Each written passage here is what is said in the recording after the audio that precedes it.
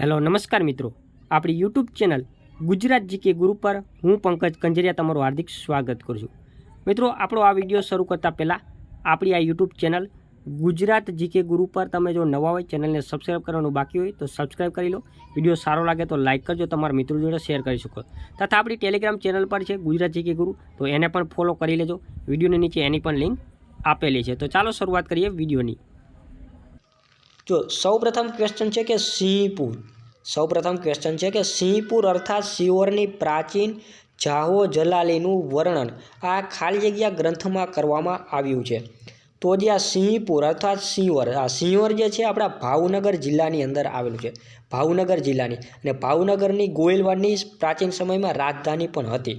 તો જે આ સિંહપુર અર્થાત સિંહોર प्राचीन जाहोजलानीનું વર્ણન કયા ગ્રંથમાં કરવામાં આવેલું છે? તો આ ગ્રંથનું નિર્માણ કરવામાં આવ્યું છે શ્રી સ્થાન પ્રકાશ ગ્રંથ, શ્રી સ્થાન પ્રકાશ ગ્રંથ છે એમાં આનું વર્ણન કરવામાં આવેલું છે। ત્યારબાદ છે ખાલી જગ્યા અનુસાર ચીની મુસાફર યુએન સંઘે વલ્લભી રાજ્યો અને સૌરાષ્ટ્રને જુદા જુદા રાજ્ય તરીકે વર્ણવે છે। કે એક ગ્રંથ જે છે એની અંદર એવું કહેવામાં આવ્યું છે કે ચીની મુસાફર એમ કહેતો હતો, ચીની મુસાફર યુએન સંઘ, કે આ વલ્લભી રાજ્ય છે તે અને સૌરાષ્ટ્રના બીજા બધા રાજ્યો છે એ અલગ અલગ છે। તો એ ગ્રંથનું નામ છે ભગવદ ગો મંડળ।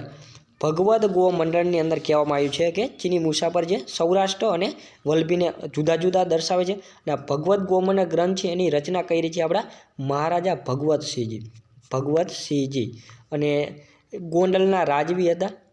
અને આ ગ્રંથ બનાવવા માટે ટોટલ 26 વર્ષનો સમય લાગ્યો હતો। આપણા બેચરભાઈ પટેલ જે એમને આ ગ્રંથ છે એનું લખવામાં એની મહત્વપૂર્ણ ભૂમિકા રહેલી છે।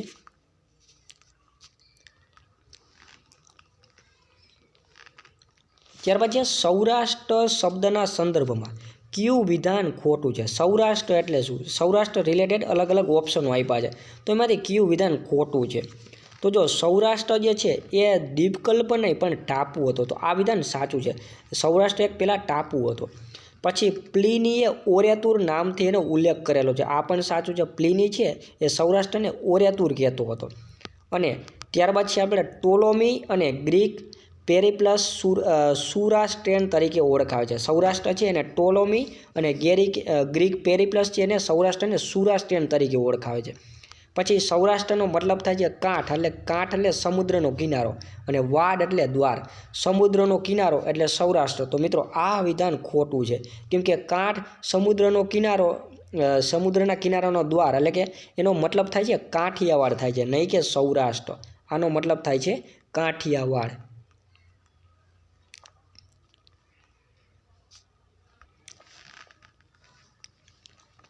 ખાલી જગ્યા કવિએ પોતાના ગિરનારને ચરણે નામની સુંદર કાવ્યકૃતિમાં અશોકના શિલાલેખને શૈલકર્ણ કહીને બિરદાવ્યો છે। મિત્રો GSSBની પરીક્ષામાં ક્વેશ્ચન પૂછાયો હતો ને ગુજરાતની અસ્મિતામાંથી જ હતો।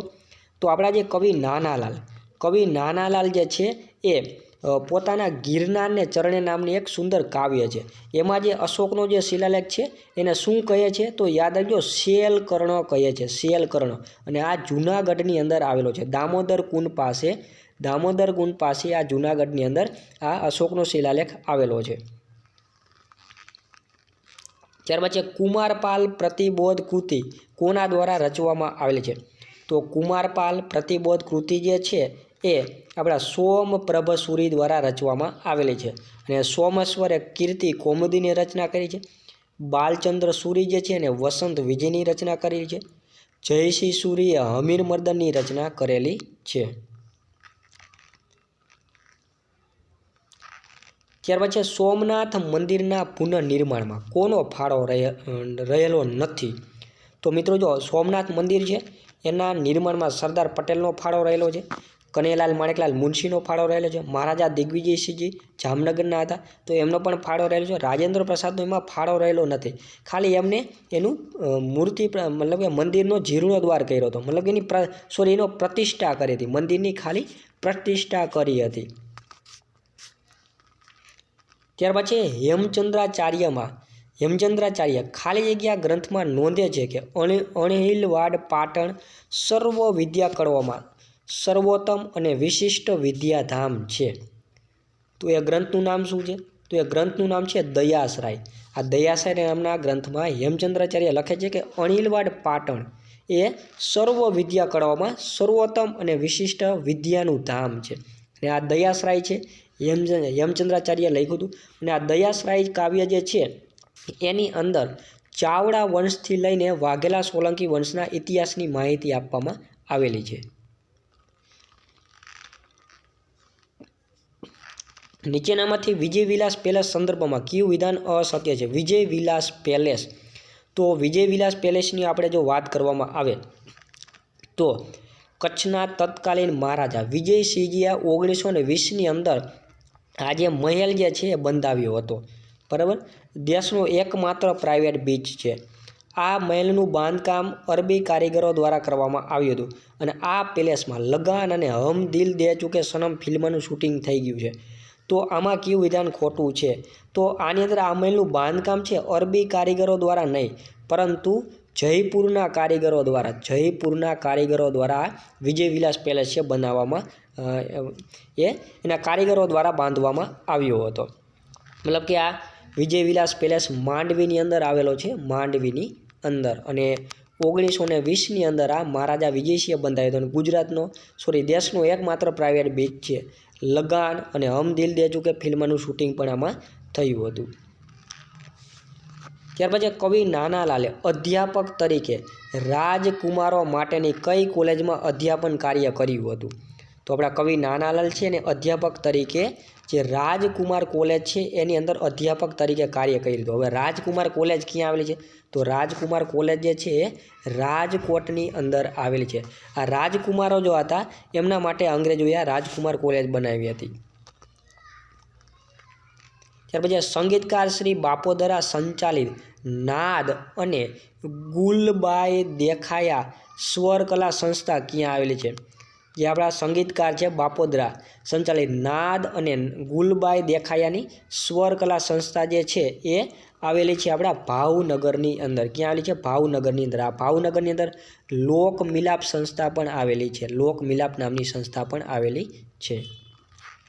ત્યાર પછી દેવળ દેવી વ ખીજર ખાનના કર્તા કોણ છે? તો દેવળ દેવી વ ખીજર ખાનના કર્તાની જો વાત કરવામાં આવે તો એ છે આપણા અમીર ખુસરો. અમીર ખુસરો છે એ દેવળ દેવી વ ખીજર ખાનના કર્તા છે. ત્યાર પછી નીચેનામાંથી કયું વિધાન અસત્ય છે? તો ધોળાવીરા લુણી નદીના કિનારે આવેલું છે. સાચી વાત છે. ધોળાવીરા છે લુણી નદીના કિનારે આવેલું છે.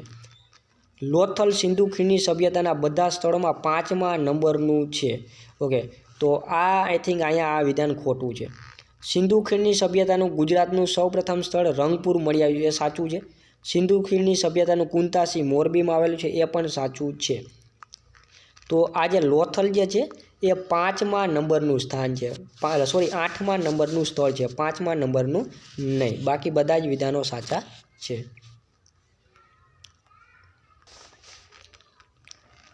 ત્યાર પછી ભારતીય શૈલીની અદ્યતન ઇમારત નહેરુ પ્લેનેટોરિયમ પોરબંદરમાં કોના દ્વારા બાંધવામાં આવ્યું હતું? તો આ નહેરુ પ્લેનેટોરિયમ છે એ પોરબંદરની અંદર નાનજી કાલિદાસ મહેતા દ્વારા બાંધવામાં આવ્યું હતું. અને નાનજી કાલિદાસ મહેતા જે છે એમને કીર્તિ મંદિર પણ બંધાવ્યું હતું. કેવું? કીર્તિ મંદિર પણ બંધાવ્યું હતું પોરબંદરની અંદર. કીર્તિ મંદિર કે જે મહાત્મા ગાંધીજીનું જન્મભૂમિ સ્થાન છે ત્યાં. ઓકે. ત્યાર પછી અમદાવાદ શહેરનો પાયો નાખનાર 4 અહમદોમાંથી નીચેનામાંથી એક નહીં આવે. અમદાવાદ શહેરનો પાયો નાખ્યો, 4 અહમદ ભેગા થઈને પાયો નાખ્યો હતો, તો એમાંથી એક નહીં આવે. તો જો ગંજ બક્ષ છે આવશે, અહમદ શાહ પોતે આવશે, કાજી અહમદ આવશે, મલેક ગોપી નહીં આવે, કેમ કે મલેક અહમદ આવશે. મલેક ગોપી નહીં, મલેક અહમદ આવશે 4ની અંદર. ત્યાર પછી રાજકોટમાં સૌ પ્રથમ ગુજરાતી શાળા 1838માં શરૂ થઈ. ત્યારબાદ અંગ્રેજી શાળા સ્થપાઈ અને કન્યા શાળા પણ શરૂ થઈ. તો આ શાળા કોના સમયમાં શરૂ થઈ હતી? રાજકોટમાં સૌ પ્રથમ ગુજરાતી શાળા 1838માં શરૂ થઈ. ત્યારબાદ અંગ્રેજી શાળા પણ સ્થપાઈ અને કન્યા શાળા પણ શરૂ થઈ. તો કોના સમયની અંદર? તો એ જે મહેરામણજી ચોથા રાજકોટના રાજા હતા મહેરામણજી ચોથા, તો એમના સમયની અંદર આ શાળાઓ શરૂ થઈ હતી. અને રાજકોટના છેલ્લા રાજા હતા પ્રદ્યુમનસિંહજી.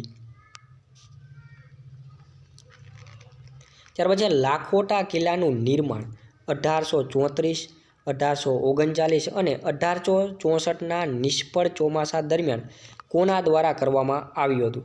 તો લાખોટા કિલ્લો આવેલો છે જામનગરની અંદર. તો જ્યારે આ 1834, 34, 39, 64ની અંદર જ્યારે ચોમાસાની અંદર દુષ્કાળ પડે છે ત્યારે જામ રણમલજી બીજાના સમયમાં લાખોટા કિલ્લાનું નિર્માણ કરવામાં આવે છે. ત્યાર પછી દ્વારકાના સંદર્ભે નીચેનામાંથી શું અસત્ય છે? ઓકે, નીચેનામાંથી શું અસત્ય છે? દ્વારકા મંદિરના સંદર્ભમાં નીચેનામાંથી શું અસત્ય છે? તો દ્વારકાનું મંદિર સૌ પ્રથમ વજ્રનાભ દ્વારા બાંધવામાં આવ્યું હતું. તો ભગવાન શ્રી કૃષ્ણના પૌત્ર હતા વજ્રનાભ, તો એમના દ્વારા દ્વારકાનું મંદિર બનાવવામાં આવ્યું. આ વિધાન સાચું છે. દ્વારકા મંદિરનો જીર્ણોદ્ધાર 1881માં ખંડેરાવ ગાયકવાડ દ્વારા કરવામાં આવ્યો હતો. તો આ વિધાન પણ સાચું છે. દ્વારકાની મૂળ મૂર્તિ ડાકોરમાં સ્થાપિત કરવામાં આવી છે. તો આ વિધાન પણ સાચું છે. દ્વારકા શબ્દનો ભગવદ્ ગોમંડળ ગ્રંથમાં ઉલ્લેખ દ્વારુકા વન તરીકે કરવામાં આવે છે. મિત્રો, આ વિધાન ખોટું છે. શું ખોટું છે તો આપણે જોઈએ. તો જે દ્વારકા શબ્દનો ભગવદ્ ગોમંડળ ગ્રંથ છે એમાં દરવાન તરીકે એનો ઉલ્લેખ કરવામાં આવે છે. દ્વારકા છે ને દરવાન તરીકે શબ્દનો ઉલ્લેખ કરવામાં આવેલો છે. મિત્રો, આ બધાય લાંબા ઓપ્શનો આપેલા છે, બટ આ બધાય ખૂબ જ ઇમ્પોર્ટન્ટ માહિતી છે, કેમ કે એક ક્વેશ્ચનની અંદર તમને 4 ક્વેશ્ચનો મળી જશે. ઓકે, તો આ એક લાઇનમાંથી પણ આમાં તમારે એક્ઝામમાં ક્વેશ્ચન પૂછાઈ શકે છે.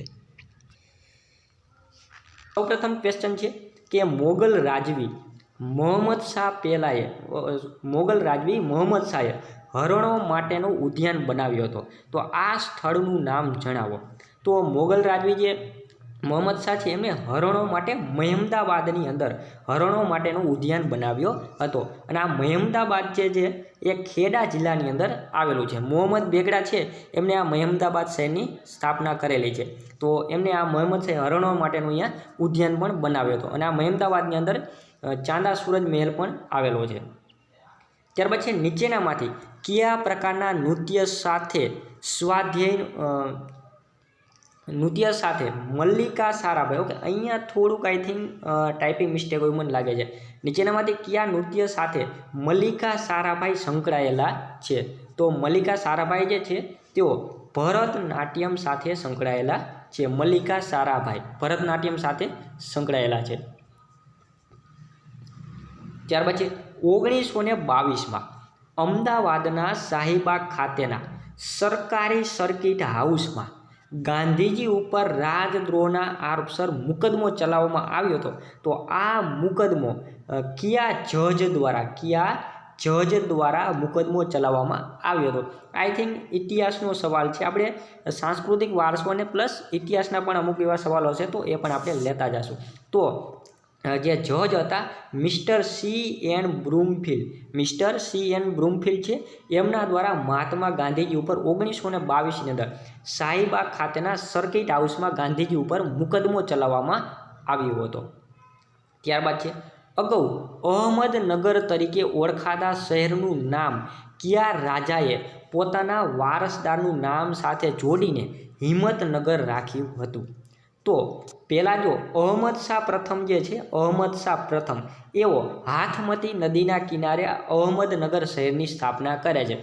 ત્યારબાદ અહીંયા કણે રાજા પ્રતાપસિંહજી એ એમના જે પૌત્ર હતા હિંમતસિંહજી. તો હિંમતસિંહજીના નામ ઉપરથી હિંમતનગર નામ છે ચેન્જ કરી દે છે, હિંમતનગર રાખી દેવામાં આવે છે. તો એ કોના વારસદાર? તો કે રાજા પ્રતાપસિંહજી આ હિંમતનગર શહેરનું નામ રાખ્યું હતું.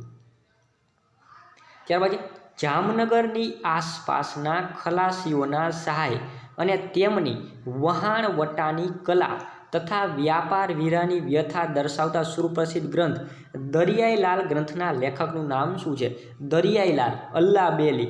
તો આ બધી નવલકથાઓ છે આપણા ગુણવંતરાય આચાર્યએ લખેલી છે. અને ગુણવંતરાય આચાર્ય છે એ મોટા ભાગે દરિયાઈ સાહસ કથાઓ સાથે જોડાયેલા છે. દરિયાઈ સાહસની નવલકથાઓ સાથે જોડાયેલા છે ગુણવંતરાય આચાર્ય.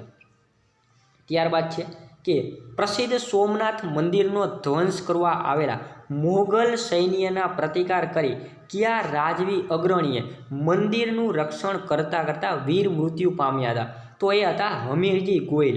હમીરજી ગોયલ જે છે એ સોમનાથ મંદિરનો જે ધ્વંસ કરવા આવેલા જે મોગલ સૈન્ય હતું મોહમ્મદ ગજનવી, તો એનો જે પ્રતિકાર કરતાં કરતાં તેઓ ત્યાં વીરગતિ પામ્યા હતા, હમીરજી ગોહિલ. ત્યારબાદ છે ગાંધીજીના પરમ મિત્ર બેરિસ્ટર જીવનલાલ દેસાઈ. બેરિસ્ટર જીવનલાલ દેસાઈ દ્વારા આપવામાં આવેલી અનુદાનની જમીન ઉપર શેનું નિર્માણ કરવામાં આવ્યું હતું? તો જો બેરિસ્ટર જીવનલાલ દેસાઈ છે એમની જે જમીન હતી એમની જમીન ઉપર કોચરબ આશ્રમનું નિર્માણ કરવામાં આવ્યું હતું, કોચરબ આશ્રમનું. હવે આવું ને આવું એક બીજો એક ક્વેશ્ચન છે, એ છે વિદ્યાપીઠ. ગુજરાત વિદ્યાપીઠ છે એ કોના બંગલાની અંદર શરૂ કરવા, કોના મકાનમાં શરૂ કરવામાં આવી હતી એની? તો એ છે ડાયાભાઈ મહેતા. ડાયાભાઈ મહેતા. ઓકે, ડાયાભાઈ મહેતાના બંગલામાં અથવા તો એની જમીન ઉપર ગુજરાત વિદ્યાપીઠની સ્થાપના કરવામાં આવી હતી. અને બેરિસ્ટર જીવનલાલ દેસાઈ છે એની જમીન ઉપર કોચરબ આશ્રમની સ્થાપના કરવામાં આવી હતી. તો આ એ વસ્તુ ખાસ યાદ રાખજો. ત્યારબાદ છે સુસા પૈસા ચાર. સુસા પૈસા ચાર એવી ગુજરાતી ભાષા માટે વપરાતી અપમાનજનક યુક્તિથી, ગુપ્તી નહીં પણ યુક્તિથી દુઃખી થઈ કયા મધ્ય યુગીન કવિએ ગુજરાતી ભાષાને આગળ લાવવાનો નિર્ધાર કર્યો હતો? તો એ હતા આપણા મહાકવિ પ્રેમાનંદ. પ્રેમાનંદે જે ગુજરાતી ભાષાને આગળ લાવવાનો નિર્ધાર કર્યો હતો અને તેમણે જ્યાં સુધી ગુજરાતી ભાષાને ગૌરવ નહીં મળે ત્યાં સુધી હું પાઘડી નહીં પહેરું તેવી ભીષ્મ પ્રતિજ્ઞા પણ લીધી હતી. અને તેમણે જીવનના અંત સમયે પોતાના પુત્રના કહેવાથી એકવાર તેમણે પાઘડી પહેરી હતી. ત્યારબાદ છે પ્રમાણિકતાથી સોનીનો ધંધો કરતો હોવા છતાં પોતાની ઉપર બહેન અને બાદશાહ બંને તેઓ વિશ્વાસ વ્યક્ત કરતા ખૂબ અવિશ્વાસ વ્યક્ત કરતા ખૂબ જ વ્યથિત થઈ ધંધાનો ત્યાગ કરી સત્યની શોધમાં નીકળી પડ્યા તેવા સુપ્રસિદ્ધ કવિનું નામ શું છે? તો તે કવિ હતા આપણા જ્ઞાની કવિ અખો. તો જ્ઞાની કવિ અખો તો એમને પોતાની ધર્મની બહેન માની હતી જમનાને. જમનાને પોતાની ધર્મની બહેન માની હતી. તો જમનાની બહેન છે એ આ જ્ઞાની કવિ અખો છે એમના ઉપર અવિશ્વાસ વ્યક્ત કરે છે કે કેમ કે એમને સોનાની કંઠી બનાવવા આપે છે જ્ઞાની કવિ અખાને, અને તે એના ઉપર અવિશ્વાસ વ્યક્ત કરે છે કે આ ભેળસેળ કરે છે આ સોનાની કંઠીની અંદર. પોતાની ધર્મની બહેન જ એના ઉપર અવિશ્વાસ વ્યક્ત કરે છે. ત્યારબાદ ગુજરાતમાં સૌરાષ્ટ્રનો પ્રાચીન પ્રદેશ ગોયલવાડનું નામ સેજગજી ગોયલના નામ પરથી પડ્યું, તો ઝાલાવાડનું નામ કોના ઉપરથી પડ્યું? તો જો સેજગજી ગોયલના નામ ઉપરથી ગોયલવાડ પડ્યું, તો ઝાલાવાડનું નામ જે છે ને તે હરપાળ દેવજીના વંશજો ઉપરથી, હરપાળ દેવજીના વંશજો ઉપરથી આ ઝાલાવાડનું નામ પડ્યું છે. બીજું એક છે હાલાર. તો હાલાર નામ છે જામ હાલાજીના નામ ઉપરથી હાલાર પ્રદેશ પડ્યો છે. હાલાર એટલે જામનગરની આસપાસનો પ્રદેશ. ત્યારબાદ છે ઇંગ્લેન્ડમાં ક્રાંતિકારી પ્રવૃત્તિ શરૂ કરનાર ગુજરાતના શ્યામજી કૃષ્ણ વર્માનું મૃત્યુ કયા દેશમાં થયું હતું? શ્યામજી કૃષ્ણ વર્મા છે એમનું મૃત્યુ જે છે એ સ્વિટ્ઝરલેન્ડની અંદર થયું હતું. ક્યાં થયું હતું? સ્વિટ્ઝરલેન્ડની અંદર થયું હતું શ્યામજી કૃષ્ણ વર્મા. અને એમનો જન્મ કચ્છ જિલ્લાના માંડવીમાં થયો હતો. અને તેઓ આપણા ગુજરાતના 3 વિદેશી ક્રાંતિકારીઓ શ્યામજી કૃષ્ણ વર્મા, મેડમ ભીખાઈજી કામા અને સરદારસિંહ રાણા, આ 3માંના એક હતા શ્યામજી કૃષ્ણ વર્મા. અને તેમણે ઇંગ્લેન્ડની અંદર ઇન્ડિયા હાઉસની સ્થાપના પણ કરી હતી.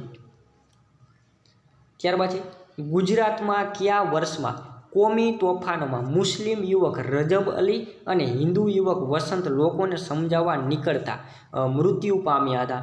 તો તેઓ 1969ની અંદર મૃત્યુ પામ્યા હતા. ત્યારબાદ ભારતના ઇતિહાસમાં હિમાચલ પ્રદેશના પ્રથમ ગવર્નર બનનાર હિંમતસિંહજી જુવાનસિંહજી જાડેજા ગુજરાતના કયા રાજવી હતા? તો હિંમતસિંહજી જુવાનસિંહ જાડેજા છે તેઓ જામનગર રાજ્યના હતા અને તેઓ હિમાચલ પ્રદેશના ગવર્નર બનનાર પ્રથમ રાજવી હતા. ત્યારબાદ ગુજરાતના રાજકીય ઇતિહાસમાં છેલ્લું રાષ્ટ્રપતિ શાસન. ઓકે, આ થોડાક આઈ થિંક બંધારણના અને ગુજરાતના ઇતિહાસના ક્વેશ્ચન આવી ગયા, આપણે આને સ્કીપ કરીએ છીએ. ઓકે, ચાલો આગળ વધીએ. ગુજરાતમાં વાઘેલા વંશ સંદર્ભે નીચેનામાંથી કયું જોડકું ખોટું છે? તો વાઘેલા વંશની જો આપણે વાત કરીએ તો જો છેલ્લો રાજા હતો કર્ણદેવ, બીજો વાઘેલા વંશનો રાજા હતો. અર્જુનદેવ 1926માં મૃત્યુ પામ્યો, અશક્ય છે, 1926માં આવે જ નહીં. સારંગદેવ 1275માં મૃત્યુ પામ્યો અને વિશલદેવ અપુત્ર હતો. તો આ વિધાન છે આપણું ખોટું છે. ત્યાર પછી જીગર અને અમી ખાલી જગ્યા સાહિત્યકારની રચના છે. જીગર અને અમી જે છે એ ચુનીલાલ વર્ધમાન શાહ, ચુનીલાલ વર્ધમાન શાહની સાહિત્ય કૃતિ છે જીગર અને અમી. ત્યાર પછી ગુજરાતમાં અણુશક્તિ આધારિત પાવર સ્ટેશન કઈ જગ્યાએ આવેલું છે? તો આ પણ આઈ થિંક ભૂગોળનો આવી ગયો છે, લઈ લઈ છે સાથે હવે. ઓકે, કાંકરાપારની અંદર આવેલું છે. આપણે બને ત્યાં સુધી આપણે સાંસ્કૃતિક વારસાના ક્વેશ્ચન જોઈ રહ્યા છીએ, બટ આમાં થોડાક ક્વેશ્ચનો અંદર મિક્સમાં આવી ગયેલા છે, એટલા માટે આપણે એને ઇગ્નોર કરજો. માનચતુર અને ધર્મલક્ષ્મી કઈ નવલકથાનો અંશ છે? તો માનચતુર અને ધર્મલક્ષ્મી છે એ સરસ્વતીચંદ્ર નામની નવલકથા છે, ગોવર્ધનરામ ત્રિપાઠીની. ટોટલ 4 ભાગમાં આવેલી છે. તો એનો આ ભાગ છે, એનો અંશ છે માનચતુર અને ધર્મલક્ષ્મી. ત્યાર પછી ગુજરાતી વિષયમાં પીએચડીના સૌપ્રથમ માર્ગદર્શક તરીકે કયા સાહિત્યકાર માન્ય થયા હતા? તો પીએચડીના સૌપ્રથમ માર્ગદર્શક ગુજરાતી વિષયના અથવા તો સાહિત્યકાર માન્ય થયા હોય તે છે રામનારાયણ વી પાઠક. રામનારાયણ વી પાઠક છે એ ગુજરાતી વિષયની અંદર પીએચડીના સૌપ્રથમ માર્ગદર્શક તરીકે માન્ય થયા હોય તેવા સાહિત્યકાર હતા રામનારાયણ વી પાઠક. અને આપણા મહાત્મા ગાંધીજી છે, મહાત્મા ગાંધીજી એમના સાહિત્ય ગુરુ હતા રામનારાયણ વી પાઠક. ત્યાર પછી નાટ્ય કલાના આજીવન સાધક અને પોતાના અભિનય દ્વારા સુંદરીનું બિરુદ મેળવનાર કલાકારનું નામ શું છે? તો એ છે જયશંકર ભોજક. જયશંકર ભોજક જે છે તેઓએ 32 વર્ષ સુધી તેમને સ્ત્રી પાત્રની ભૂમિકા ભજવી હતી. અને પ્રથમ પોતે જ સૌભાગ્ય સુંદરી નામનું પાત્ર ભજવે છે. સૌભાગ્ય સુંદરી નામના નાટકની અંદર સૌપ્રથમ સુંદરીનું બાલા સુંદરીનું નાટક પાત્ર ભજવે છે, એટલા માટે તો એને બધા લોકો સુંદરી કહેવા લાગ્યા. ત્યાર પછી અમદાવાદમાં સ્થિત વિશ્વ પ્રસિદ્ધ વેદ મંદિરના સ્થાપકનું નામ જણાવો. તો વેદ મંદિરના સ્થાપક છે તો સૌપ્રથમ ક્વેશ્ચન છે કે આ કાઠિયાવાડ નામ જે છે એ કોણે પાડ્યું હતું? આપણે જે કાઠિયાવાડ જે જનરલી આપણે સૌરાષ્ટ્રનો જે વિસ્તાર છે ને મોટાભાગનો, તો આપણે એને કાઠિયાવાડ કહેતા હોઈએ છીએ. તો આ કાઠિયાવાડ કોને નામ પાડ્યું? તો આપણા જે મરાઠાઓ જે હતા, મરાઠાઓ એમને આ કાઠિયાવાડ નામ છે પાડ્યું હતું.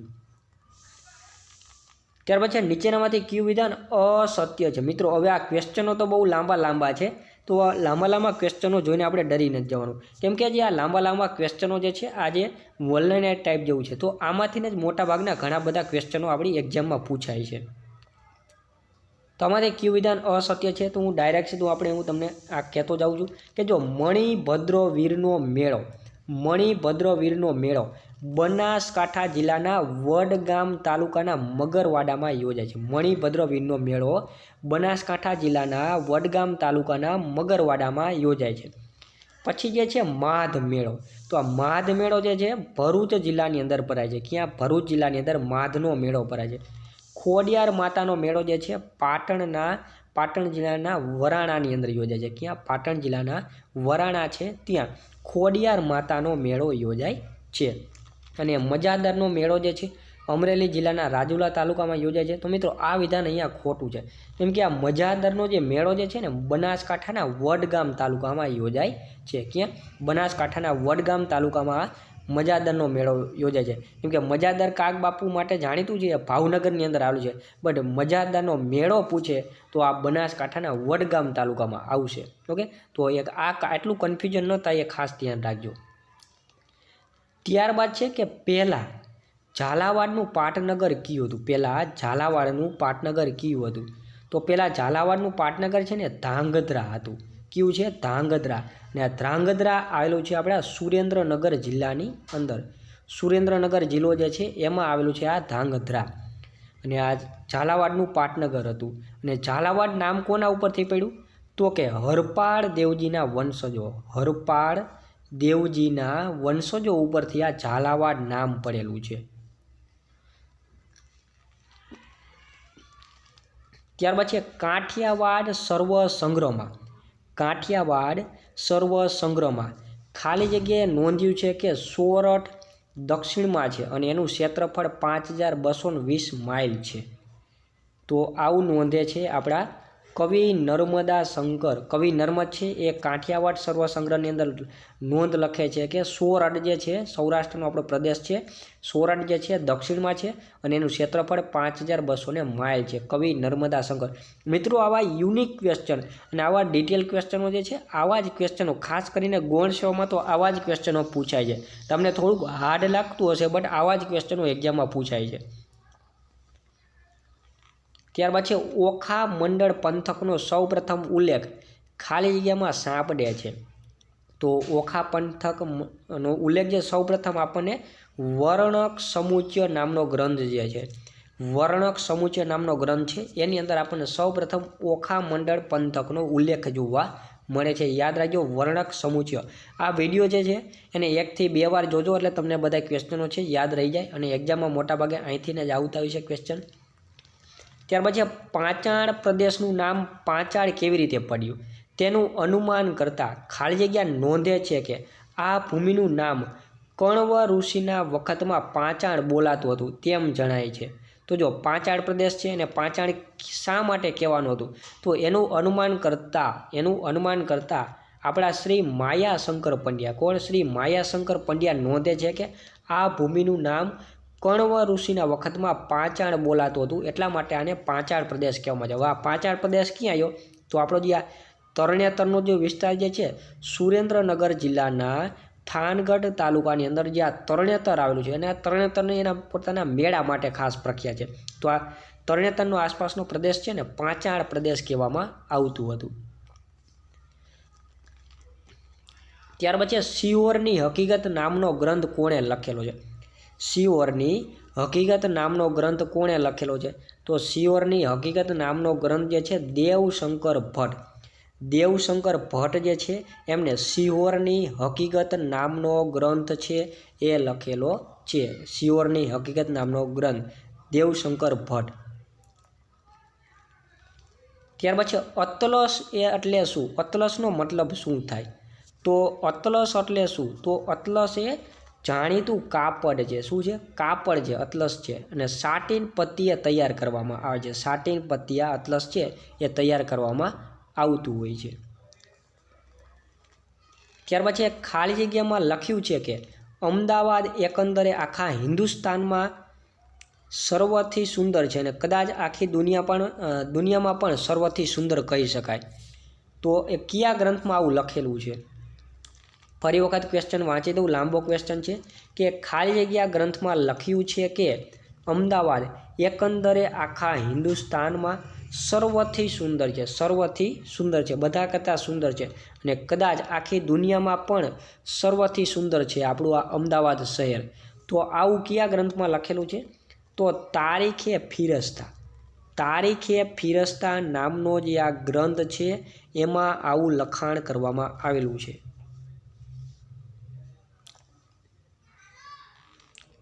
ત્યાર પછી ગોવર્ધન રામ ત્રિપાઠીએ ખાલી જગ્યા માત્ર 50 રૂપિયાની મૂડી સાથે મુંબઈ આવીને વકીલાત શરૂ કરી હતી. તો આપણા ગોવર્ધન રામ ત્રિપાઠી જે છે એઓ ભાવનગરની અંદર આવે છે. સૌપ્રથમ ભાવનગરની અંદર આવીને 50 રૂપિયાની મૂડી સાથે મુંબઈ આવીને વકીલાત શરૂ કરી. મતલબ કે તેઓ ભાવનગરની અંદર તેઓ નોકરી કરતા હતા, ભાવનગર રજવાડાની અંદર નોકરી કરતા હતા અને અહીંયાથી 50 રૂપિયાની જે મૂડી લઈને તેઓ મુંબઈ જાય છે. ક્યાં જાય છે? મુંબઈ જાય છે અને મુંબઈ જઈને એ વકીલાત શરૂ કરે છે અને પોતે ખૂબ જ સફળ થાય છે વકીલાતની અંદર. અને 40 વર્ષની ઉંમરમાં જે આ ધીકતી જે વકીલાત છે છોડી દે છે અને તેઓ સાહિત્ય તરફ વળે છે અને તેઓ સરસ્વતી ચંદ્ર નામની જે 4 ભાગમાં લખાયેલી તેમની મહાન નવલકથા જે છે જાણીતી છે, સરસ્વતી ચંદ્ર. ત્યારબાદ છે નીચેનામાંથી કયું વિધાન અસત્ય જે છે? પાછું અસત્ય આવ્યું. તો જો વનરાજ ચાવડા પાટણની સ્થાપના 942માં કરે છે. ઓકે, તો 942માં નહીં પરંતુ વનરાજ ચાવડા પાટણની સ્થાપના જે છે 746માં કરે છે. ક્યારે? 746માં. એટલે આ વિધાન જ પહેલું ખોટું હતું. તો બાકીનું આપણે જોઈએ તો કે વનરાજ ચાવડાએ પાટણમાં પંચાસરા પાર્શ્વનાથનું મંદિર બંધાવ્યું હતું અને ચાવડા વંશનો છેલ્લો રાજા હતો એ સામંતસિંહ હતો. કોણ હતું? સામંતસિંહ. અને વનરાજ ચાવડા માટે આચાર્ય શીલગુણીજીએ ભવિષ્યવાણી કરેલી છે. આચાર્ય શીલગુણીશ્રીજીએ ભવિષ્યવાણી કરેલી છે કે આ રાજા બનશે ભવિષ્યની અંદર. ત્યાર પછી પાલીતાણાના ભવ્ય દેરાસરની સુખાલાના નિર્માણ કાર્યની સૌપ્રથમ શરૂઆત ખાલી જગ્યા દ્વારા કરવામાં આવી હતી. મતલબ કે પાલીતાણાની જે ભવ્ય દેરાસર છે એના શૃંખલા જે છે અહીંયા શૃંખલાના નિર્માણની કાર્યની શરૂઆત કોના દ્વારા કરવામાં આવી હતી? તો એ છે બાબુ ધનવંતસિંહજી. બાબુ ધનવંતસિંહજીએ સૌપ્રથમ આ પાલીતાણાના ભવ્ય દેરાસરની શૃંખલાનું નિર્માણ કાર્યની શરૂઆત કરવામાં આવી હતી. અને હાલમાં પાલીતાણાનું જે મંદિર છે આણંદજી કલ્યાણજીની જે પેઢી જે છે એમના દ્વારા સંભાળવામાં આવે છે, એમનો વહીવટ. અને પાલીતાણા જે છે પાલીતાણા, તો આ પાલીતાણાની સ્થાપના આપણે નાગાર્જુન દ્વારા કરવામાં આવી હતી. નાગાર્જુન દ્વારા પાલીતાણા શહેરની. અને પાલીતાણા આવેલું છે આપણા ભાવનગરની અંદર. ભાવનગરની અંદર. અને પાલીતાણાને આપણે મંદિરોનું શહેર પણ કહીએ છીએ. મંદિરોનું શહેર પણ કહીએ છીએ. અને આ અહિંસા નગરી છે. પાલીતાણા છે અહિંસા નગરી છે. ત્યાર પછી નીચેનામાંથી કયું વિધાન લક્ષ્મી નિવાસ પેલેસના સંદર્ભમાં અસત્ય છે? પાછા મોટા વિધાનો આવ્યા. ઓકે, તો આવા જ ક્વેશ્ચન, આમાંથીને જ ક્વેશ્ચનો પૂછાતા હોય છે એક્ઝામમાં પણ. તો યાદ રાખજો, આ મહેલ જે છે લક્ષ્મી વિલાસ પેલેસ, આ મહેલ મહારાજા સયાજીરાવ ગાયકવાડ ત્રીજાએ 1890માં બંધાવ્યો હતો. આ મહેલ 1890માં મહારાજા સયાજીરાવ ગાયકવાડ ત્રીજાએ બંધાવ્યો હતો. અને આ મહેલ, આ મહેલના મુખ્ય સ્થપતિ ચાર્લ્સ કોરિયા નહીં પરંતુ ચાર્લ્સ મંડ હતા. આ જે લક્ષ્મી વિલાસ પેલેસ છે આ મહેલના મુખ્ય સ્થપતિ હતા ચાર્લ્સ મંડ. અને આ જે પેલેસ જે છે ને તે લંડનના બકિંગહામ પેલેસથી 4 ગણો મોટો છે. આ પેલેસ લંડનના બકિંગહામ પેલેસથી 4 ગણો મોટો છે. અને વડોદરાના મહારાજાએ વિશેષ આગ્રહથી રાજા રવિ વર્મા પાસે આ ચિત્રો બનાવ્યા હતા. આ મહેલની અંદર ચિત્રો છે, રાજા રવિ વર્માના પ્રસિદ્ધ ચિત્રો પણ આ મહેલની અંદર તમને જોવા મળશે.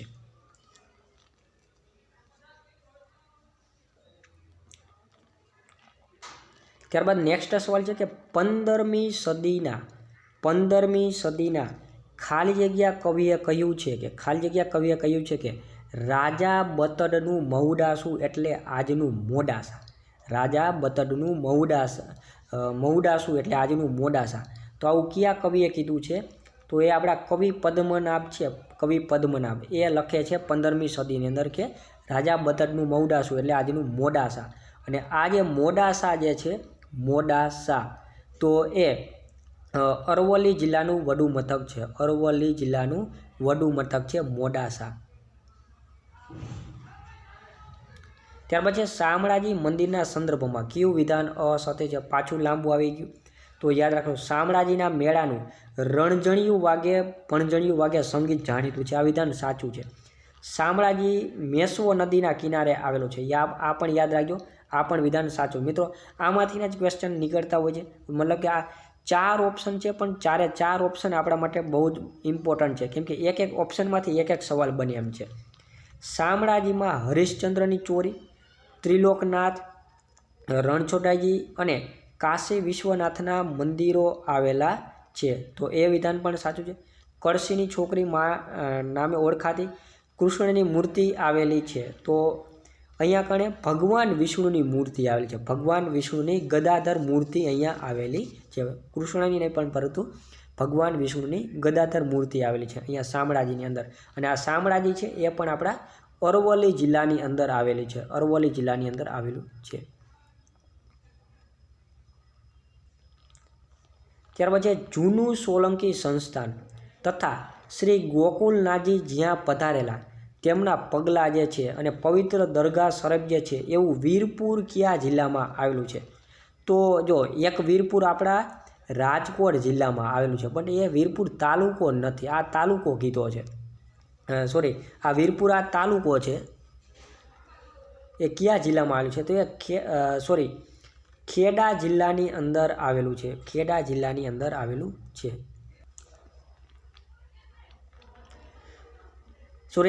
તાલુકોને પણ ખાલી વીરપુર કયા જિલ્લામાં આવેલું છે એવું કીધું છે. વીરપુર કયા જિલ્લામાં આવેલું છે એવું કીધું છે. તાલુકોને ખાલી વીરપુર કયા જિલ્લામાં આવેલું છે એવું પૂછેલું હતું. તો ખેડા જિલ્લામાં આવેલું છે. ત્યાર પછી નીચેનામાંથી કયું